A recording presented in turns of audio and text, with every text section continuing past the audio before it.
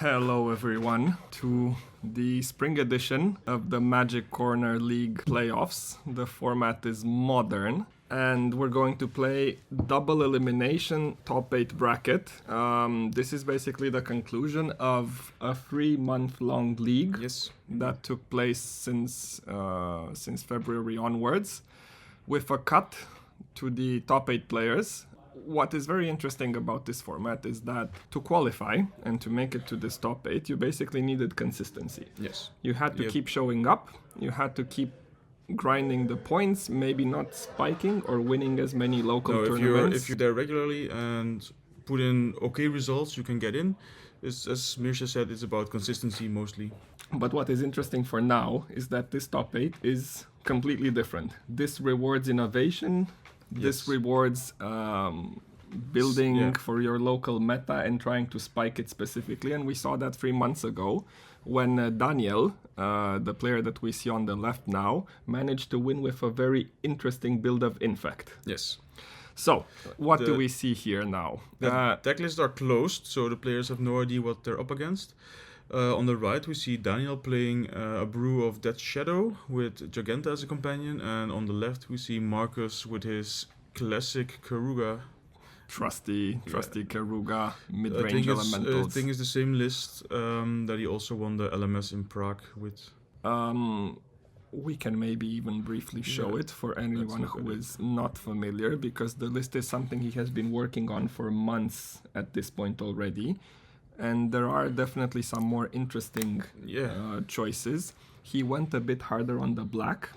Mm-hmm. Black used to be more or less a splash color that you used to reduce the cost of leyline binding. Yes. But since he already had access to quite a strong mana base, he went a bit hard, and you can see the two murderous cuts in the sideboard. And also the Hidetsugu consumes all, which is of course very great against Death Shadow, Hammer and Death Shadow decks. Yes. On the other side, Daniel's deck, already 12 1-drops, so these will play out lineup very well with the Fire Ice. With the Fire Ice and with the sideboarded the Hidetsugu. Otherwise, not quite a classic list. He doesn't play Ledger Shredder and instead went for the Fable of the Mirror Breaker and Underworld Breach plan, which is less vulnerable to removal, stuff like Solitude, Teferi, Leyline Binding, and can give him a much stronger late game. So let's see. Speaking of Fable, we already see one on turn 3 on Marcus's side, and this is probably his strongest play on turn 3, which basically enables the rest of the deck to happen. We see the Keruga deck losing life faster than the Death Shadow deck, which is probably, it's hard to assess, right, in this matchup. Because I can imagine you never want to run out a fast Death Shadow against a deck that plays 4 Solitudes, right? Well, a fast Death Shadow, sure, but never 2. With him playing 4 main deck Solitudes. It's an easy 2 for 2 or 2 for 1. It's basically Modern's Swords to Plowshares. Yeah. Custom cat tokens. Fable made its way to basically its best ability to stage 2. And found a second copy of the Fable. Dress Down, quite a valuable card in the matchup because it turns off the ETB abilities from Marcus's elementals. But Daniel was forced to just cycle one end of turn, maybe digging for a land. Yeah, he seemed to have missed a land drop on turn 2. That we couldn't really see it because we were going over the deck lists, but I believe he missed a land drop. Interestingly, Daniel chose to play the Dress Down end of turn, so it stuck around for his entire turn as well, which could have worked in his favor if he, for instance, played another creature, so it wouldn't get solituded. But interestingly, Marcus could have taken advantage of this to evoke a solitude and start chipping in for free, because then the sacrifice trigger from the Solitude also wouldn't trigger. Not much action for Daniel, and what's interesting here is that Marcus chose to attack. Probably valuing the treasure more than the possible threat of a Death Shadow. Having had 2 Fables, trigger and draw, probably gave him enough card selection to be So now he just needs the mana to unload them. And at this point, Daniel probably had a way to go below 13 life. And again, in this matchup, Death's Shadow probably not the end-all, be-all threat. Yeah, also considering that Daniel played his Team Vents tapped last turn, indicating that he wouldn't want to rush out any Death Shadow shenanigans. Is it possible for Marcus to play Keruga on the next turn? I don't think so, right? It will be 8 mana in total. He makes one more treasure. Yeah, now he can make 2 more well, if he copies the... Yes. So he has access to 4 lands and 1 treasure now. Did the second Fable token die? No. I think so, because of the I Holy think Heat. so, because of the Unholy Heat, yes. Then he cannot go Keruga. What's also interesting here is it's quite hard to drown in the lock Marcus's threats because they all cost so much mana. Yeah, but with the 2 Fables going off, I think he has more than 5 cards in the graveyard, yes. so... And here we see the Breach, the latest Death Shadow innovation. It's not going to get insane value. Certainly it will not. Probably clear the fairy, clear a token, or clear the reflection, and basically keep Daniel in the game because he's so far behind at this point. Binding on the Breach. Binding on the Breach while the Unholy Heat is on the stack. So Daniel cannot replay it until it has resolved, and by this point the Breach isn't in play anymore. But isn't there also a Lightning Bolt in the graveyard? But he can't cast a Lightning Bolt because then the Unholy Heat wouldn't have Delirium anymore. That's true. That's a very heads-up play. Yeah. And this is actually important because this allows Marcus to untap with 2 reflections of Kiki-Jiki on the battlefield. Yes. And if you are not familiar with the interaction, as long as you have 2 copies, one of which able to tap, so unless both don't have summoning sickness, you can use the one that can tap to copy the other one and basically create as many copies as you have mana, right? But doesn't the reflection say non-legendary creature? Yes, but the reflection is not legendary. It's just a reflection of Kiki-Jiki. Yes. It's not Kiki-Jiki himself. Yeah. Yes. So you can make a lot of reflections with the mana you have left over. Exactly. And basically goblin combo out your opponent. Exactly, especially since Daniel is already at 7. So unless he has a removal spell now, we're looking at the lethal attack. Yeah, with him being able to make 6 additional tokens. What I think is that Marcus will not go for it now. Because if only one of the goblins has summoning sickness, then one removal spell breaks the chain. Yes. If you have both able to tap, then it's basically impossible to stop it with one removal spell.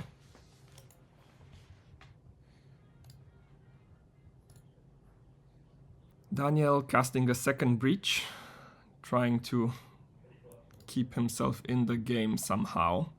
He definitely has to always represent removal.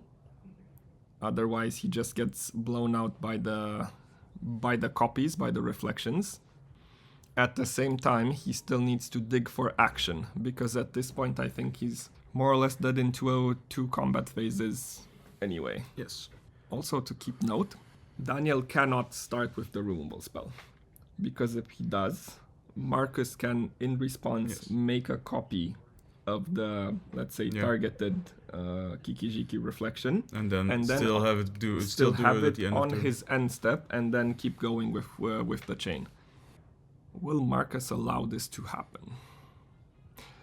We don't know the contents of his hand at this point, but I think it's so free to just activate it once and try to keep it around. Yeah, the only thing is he still has 5 mana up for a possible Solitude. What would you even Solitude at this point? Yeah.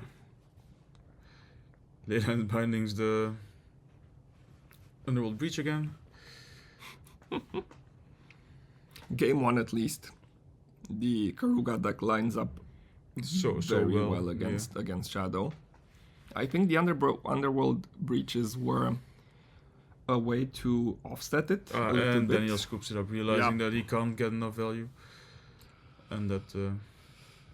okay. Tokens. More or less a blowout in terms of Yeah, this matching was and- completely yeah. dominated by the Keruga deck. But let's see what Daniel has in his sideboard to answer this. Yeah, the one For Turok sure, the is one very good. Turok would help. What is very interesting, and the card that we don't really see often in Death's Shadow, are the two copies of Blood Moon. Indeed, which is very spicy because his own mana base is very spread out with a lot of pain lands, with a lot of shock lands. But Daniel, with the 3 Fable of the Mirror Breaker main deck and the 3 Underworld Breach, is playing a very much more red-centric deck. He plays the 1 Strom and the 1 Island as basics, which you normally also don't see in Death's Shadow. So he is very much able to still cast his own spells through Blood Moon. The question is, will Marcus be anticipating the Blood Moon or not? And aggressively fetch for basics? Let's see if Marcus has anything. Yeah, well, the problem is prevent though, he would also want to bring in Turok in this matchup, but you create a lot of tension With the double black. Blood Moon. With the double black. Triple black on the Triple kicker. black, that's true. That is true. That is true. The advantage is that you know about it and you can more or less formulate the game plan accordingly. Yeah, but yes. So Marcus does have 4 Force of Vigor, but I really doubt I any don't of think he'll those bring is them going in. to make I their can way. see the Hidetsugu, maybe the Force of Negations against the breaches. Murderous Cut is surprisingly good. Yeah, because it it's clears out your definitely own a graveyard. removal, but it also clears out your own graveyard, and you can answer a Drown in the Lock with your own Murderous Cut, Take clean care of the a creature, graveyard, don't and get also countered or removed, and yes. it's easy sailing. Very, very heads-up play. I don't think Marcus's deck needs to sideboard too much. It's already lined up almost perfectly. What cards are even terrible here? What would you even take out? Probably the Elesh Norns? Yeah, the Elish Norns don't do a lot unless you're expecting Daniel to bring in like 3-4 Turoks, which... That's true, which they would also shut off. The Teferis are not that great. All of Daniel's drops are pretty... Cheap. Ragavan keeps attacking. And Daniel doesn't So have so many counter spells yeah. that, yeah. So probably I would shave a Teferi, maybe the Elish Norns. Solitudes, Furies, all great cards. That's true. That's true. The interesting thing is that even if he does fetch basics, Marcus doesn't have a basic swamp in his deck. So if he does bring in Murderous Cut and Hidetsugu, which are the 3 sideboard cards we were Yeah, he can't play considering, them through... he will never yeah. be able to play them. Never is a strong word when you Well, you have have treasures Fable of from, the Mirror yeah. Breaker in your 75. So Oh, Marcus apparently left the table already, thinking the game was over. After the decisive round 1 victory. what is Daniel looking for? Probably Fast start, a turn fast 1 start, Ragavan. Ragavan on the play, probably better than the But Thoughtseize. both players taking a mulligan already. Who does this favor?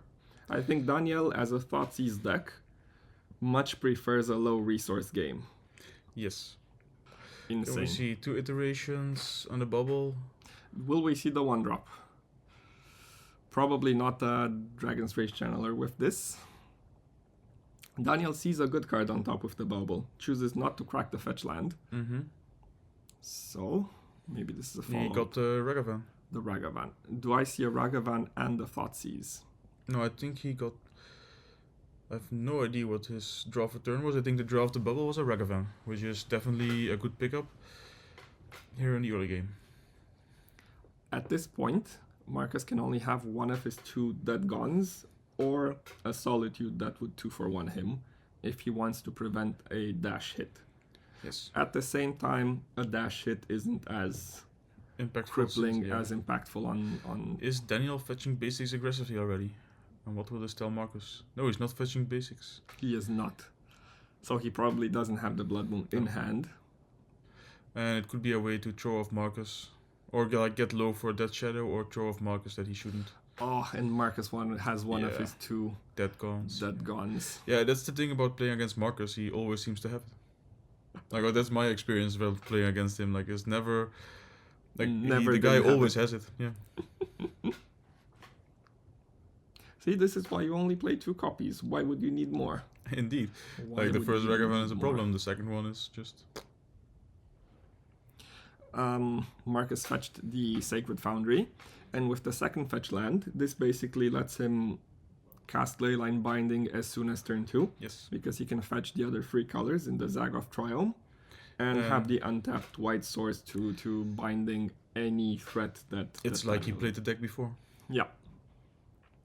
I think at this point, Daniel gave up on the Blood Moon. quick aggro plan. Yes. He's going for the Thought Seizes. He's trying to control Marcus's hand as much as possible prior to deploying any other threat. 2 bindings, Solitude, and none of that gone. No more lands though. No more lands, though. At this That point, do is- you want to just take the Teferi to get card draws off and fight your way through all the removal? The problem is, even in 2 lands, both of those Leyline Bindings Are castable. castable. Took Teferi. I think this is the choice. Yeah. Because with 1 Underworld Breach and maybe an additional land, Daniel can strip... And of course, he top decks the land Of course. because it's Marcus. Daniel can take both Leyline Bindings with 1 Underworld Breach. Indeed. And then maybe the coast is a bit clear. Or he can play an iteration game, try to drag Going it for out. value. Because it's true that Marcus's hand has no source of card advantage. Indeed. It will take a long time until Marcus gets permanents in play and can bring back Keruga. So you can build up the graveyard. Get a bit of card advantage. Do you think Daniel boarded out the lightning bolts? There are It is a very realistic plan with the heavy damaging mana base that Marcus plays that that he can get bolted out, that you can just go breach, bolt, bolt, bolt. while still answering a Solitude or a Risen Reef. Indeed. The Not- Risen Reefs are also not a at value, massive but value engines. yes.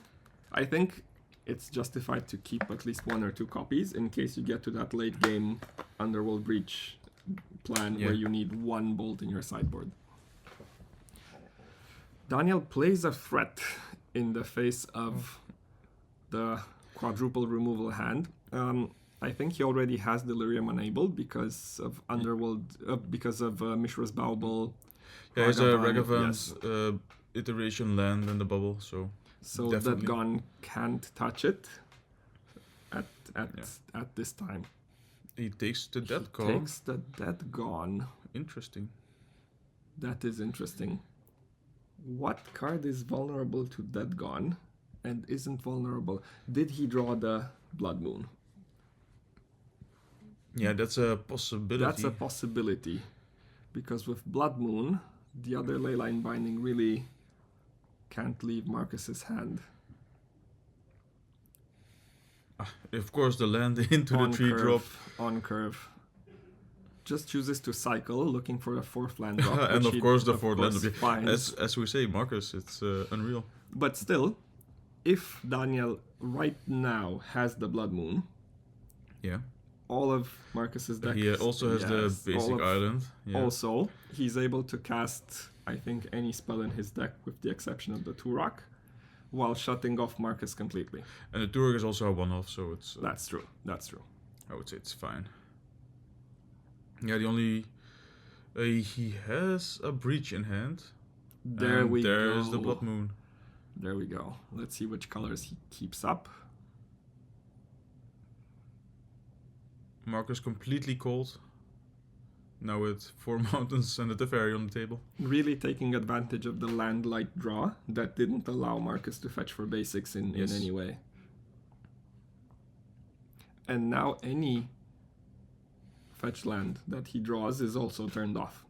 So to get out of this, Marcus needs to top literally deck his needs to basics, top deck yeah. his basic planes Oh, and Daniel just going for the value bubble plan. for the value bubble plan. I didn't count exactly the number of cards in his graveyard, but I think he gets to draw at least 3 cards. Probably. Yeah, he needs to, right? Because he has 1 additional card left in hand. Does he? I think he does, because he needs to take advantage as much as possible To of now this, press his actual advantage. probably the next 2 or 3 turns while Marcus and is probably- completely inactive. Yeah. So that's 3 draws. Yeah, he can get 3 draws off.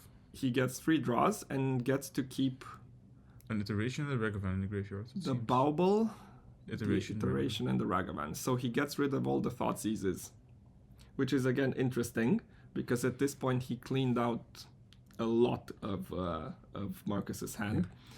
It would have been interesting to still keep it to be able to get rid of the Solitude, because that is still a card that can impact the board. Yeah, but he didn't have any more mana open, so the only thing he could actually cast is just to keep it in the Bubbles. graveyard for Marcus later. will of course have a Solitude to answer the first threat that gets played. Unless Daniel waits for another Thoughtseize or for a counter spell. Actually, no, because the Teferi is still in play, right? Yes. No, he can't counter. He has a Shadow in hand, it seems. The Teferi is also a consideration, because if it gets to 3, It can it bounce the can Blood Moon. bounce the Blood Moon. It can bounce the Blood Moon. At which point Marcus will be aware of it, and he can just keep some mana up to be able to float in response to the Blood Moon. Daniel pushing out threats. He has 2 threats now, so one Solitude will not be able to answer both, and probably the one that survives will be able to go for the Teferi. And But we all know Marcus, right? Oh, well, he's not top decking. He's top decking a Temple Garden, not top decking the basic planes. That would have been the actual Marcus top deck.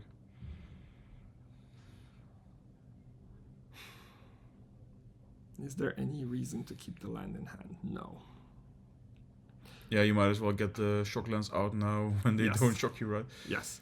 Daniel with almost perfect information of Marcus's hand. Marcus also being nice enough to show him the To show him additional the- Solitude that's in hand to instead of show the him one the that's second revealed. Solitude. I would have been afraid of one Fury. There was one opportunity there to draw a Fury, which would have also more No, but he or less also stabilized knew the board. he also knew Marcus both of Marcus's draws. Both of them, Since yes, he bubbled that's him true. twice. That's true. Because he bubbled once on his turn Yeah, with the breach, and then after and kept the second bubble to check his future draw. So Daniel Wait, is working he- with perfect information. he drew an Unholy Heat. I was like, oh my god, is he just foregoing the fairy? Yes, at this point, even with the top deck planes, I think Yeah. Marcus would have been Yeah, too the far Blood behind. Moon from the sideboard coming in strong. Surprising, and it's true that Daniel did give Marcus a false sense of security by double Yeah, it was a fetching really great shock really lands great at juke. first. Yeah. Very nice. Unfortunately, the jig is up. Yes. So No more surprise Blood Moons. No more surprises. Now, for game 3, will we see the Force of Vigor, considering Daniel is playing Blood Moon, Underworld Breach, and Fable of the Mirror Breaker? Yeah, that's a great card to bring in. It is, right? Unexpected, maybe. Doesn't against- Marcus play Endurances in the sideboard? I haven't seen them. Let's check again. No copies of Endurance. Endurance. I think these are the Hidetsugu Consumes All and Ashiok that he chose to play today. Again, what we mentioned before at the start of the event. This isn't a 20, 30, 40 person tournament where you need to perform and to grab your points. This is one tournament that you need to spike. And you need to be willing to make concessions to predict more or less what the other seven players Yes. will bring. Yeah. And the sideboards might look very weird to someone coming in from the outside. And of course, the classic mind games. Will Daniel side out his Blood Moons now for game 3? I don't think I saw either player's Oh. sideboard. There it is. Did we? So there it is. It's already in his hand. Great. But is it a keep? It seems like it is. Yeah, do you also board out the Dead Gods on Marcus's side? Since you don't have any graveyard hate, the DRC is probably going to be 3/3, and you only have the Ragavans as a target. The Ragavans and the Fable tokens. Deadly Could be Mystical interesting. Dispute boarded in. Is this too low impact? What are Daniel's blue spells? Some Drown in the Locks? Expressive Iteration And Drown in Expressive the Log, Iteration, probably. yes. But we yes, haven't yes. seen a Drown in the Log yet this game, so is Daniel even playing them? With his more red-centric build. No. He is not playing any Drown in the No Logs. drowns. No drowns. So Mystical Dispute only discounted target is before the iteration, before it Or counters now an on Underworld Breach also rune for now 3 on mana. the play, Yes. he has 3 mana to counter a Blood Moon if he leaves his mana open. Probably will be fetching basics aggressively. Bring out the Teferi. Bringing out the Teferi, it's a not basic. worth the risk of jamming the Fable on turn 3 into 2 He open has mana. he has 2 basic lands now, so his binding only costs 4. So with the next land drop he can play it. Teferi also a valid answer against Blood Moon. Yes, so already he's insulating his game plan against Blood Moon. This does leave Teferi more or less vulnerable to an Unholy Heat. If Indeed. Daniel manages to quickly enable Delirium. But we don't see any red mana yet, and Daniel is floundering on land drops. Okay, so already Marcus Pulling ahead. getting value off of the Teferi. It's always painful to tick Teferi up and then to just lose it to an Unholy Heat without having Yeah, drawn well, any it's still a cards. 1-for-1 trade. That's true. There is the red land and a Fable into not 3 open mana from Marcus, so it does get to resolve. We mentioned before that interesting, going for the token. Yeah, well, you can Because bounce the binding with a he can- Teferi again, right? So it's almost with a free... the second Teferi in hand. Yes, it's basically a time walk. It's interesting because we said Daniel's hand wasn't really shaping up, and the second Saga trigger from Fable is usually Very the good at ability that shaping gets the you hand, back in yeah. the hand. Yes, it's a poor man's modern brainstorm. You keep those shaky hands with brainstorm and just hope it pans out. Island Ponder Keep, that's cool. So Fable does go to 2. Would you have taken the Fable or the token at this point? Whew. It's a really tough question, right? What does the attack from the token do? It makes a treasure. It gives him more mana. Like, I like the idea of getting more value with the opportunity to bounce your own bindings. I guess. And this also keeps the fairy. And the only thing that Marcus actually needs to do is just play the long game, right? He has the risk is getting burned out to the Breach 7 Bolts plan. Yes, and any source of mana. But the long games really favor him. So if he keeps his life total up with into the Unholy Heat, into the Mystical Dispute that he knows about, actually just fine. It resolves. Doesn't even counter it. So now both players are off exactly one color. Marcus doesn't have green. The binding. Does the binding now exile the Fable? Plays the Teferi.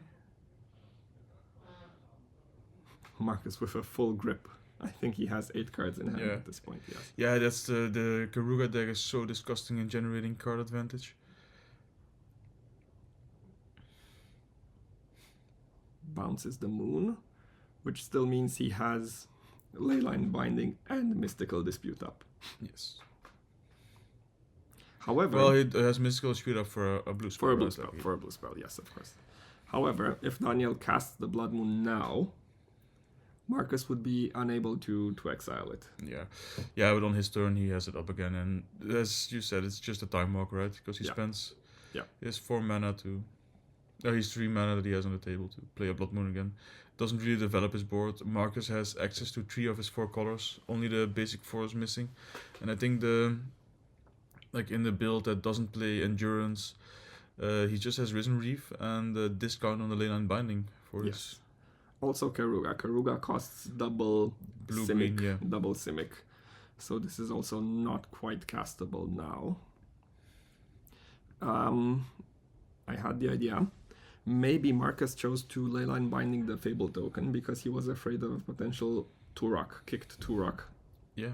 The Blood Moon wasn't punishing at all, considering his the contents of his hand, but the kicked Turok could have been devastating if it hit the correct cards and left up the white removal. Indeed. Daniel declines to replay the Blood Moon and just goes for a Fable. These might actually be better at pressuring the Teferi. Definitely. Forcing an action on... red 3 mana enchantments completely dominating the format now. Marcus goes and fetches his last basic land. And hard Ooh. casts a Fury. Ugh. Yeah, like the game has already been going for like, what is it, 6-7 turns. So you see the matchup really swing in the favor when Daniel with his slower build with all the fables can't really keep up the pressure. At this point, how does Daniel come back into the game? He knows about at least one removal spell on the side of Marcus, so it's not like he can jam one Death Shadow and hope it keeps him alive. He discards one card to the Fable, only Yeah, one the Blood card, Moon. the Blood Moon, which means his other cards are good, so he's not in desperation mode yet. Don't you love it when people discard 2 lands to the Fable and then afterwards miss their land drop? The risk they took was calculated, Yeah. but sometimes they're bad at math. Interesting again, the fact that Daniel only discarded one card means he's not really that concerned with the 2-turn clock. Yeah, well, it's you say it's a 2-turn clock, I say it's a 1-turn Death Shadow enabler.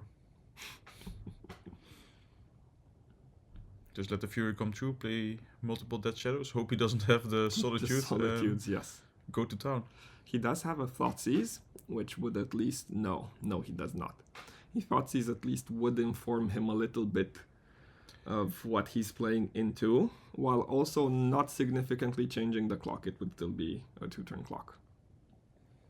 Regardless of the matchup, and I think it lining up not well against Marcus's Elementals, this Yeah. Shadow deck is really a pleasure to watch. Yeah, it is, but You like I get feel so much information for your decision making.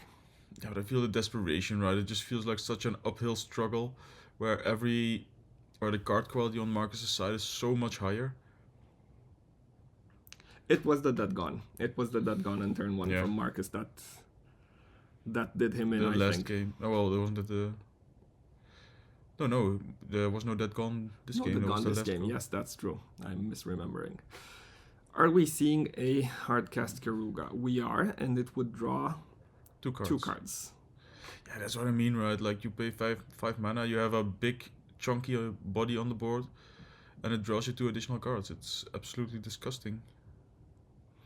Teferi on 3, ready to bounce. And Daniel top decks maybe the one card that can get him back in the game, the Underworld Breach. Yeah, but at this point, what's it gonna do? He has an Unholy Heat in the graveyard, and the Bubble, and the Thoughtseize. And he can't Thoughtseize multiple times because the Keruga is actually threatening lethal then. Yes. And he also cannot Unholy Heat twice while keeping up Delirium, from what I can see. And he has 6-7 cards in hand already, so he's not struggling for amount of cards. He's just struggling for time. He's just struggling in general. He also doesn't have enough red mana to double Unholy Heat. Goes for the breach. Heat on the Teferi. Again, Daniel not too concerned about the creature threatening to hit him. Yeah, I think I saw at least one Death Shadow in hand. Yes, and those can't be played into an active Teferi Leyline Binding, that's true. Daniel also not paying for the Unholy Heat. I like the mana cost, like he did exile the cards, but he didn't pay any red mana. And this is the mark of a very strong paper player. Yeah, Knowing sneaking this one yes, past. when to take the small edges. But nothing evades our watchful eye. He did cast the Heat, right? Not the Bubble, yes. Yeah, he cast the Heat. It was the Heat. The Thoughtseize he doesn't do for free. He doesn't try to sneak in too much value. You have to do it in moderation. Yeah. So, what do we have? The Fairy, Fable, Fire Eyes, Murderous Cut. Yeah, like at this point, like I have the feeling that Marcus has you covered on every side. Both players still on a full grip, so I would expect the game to go on for a bit longer. But with Daniel going down to 7 from the Thoughtseize, he's dead to the Fire Ice plus Keruga attack, right? Isn't the Keruga 4-5 or I is it think 5-5? it's a 5-4. I think it's a 5-4. It will attack for 5, and the Fire Ice is lethal, which means Daniel needs to take the Fire Ice. Yeah, but like especially with Daniel's build of like where he doesn't play any Drown in the Log, like he really needs to get a fast opener going. Yes. And like this game has just been stumbling, probably keeping the hand on basis of the Blood Moon, but with the proverbial surprise cat out of the bag. Yeah. It wasn't going to be as impactful as in game 2. Taking the Fire Eye, paying 2 life to save 2 life, yeah. Yeah, can we tell him to tap the mana? It would be useful. Let's see if the game goes on for another turn, and if not... Like, I mean, we're not judges. Both players are competent enough. If they miss it, right? Yeah. Oh. He's trying to cast it. I will go and inform them. Yeah. We'll try to inform.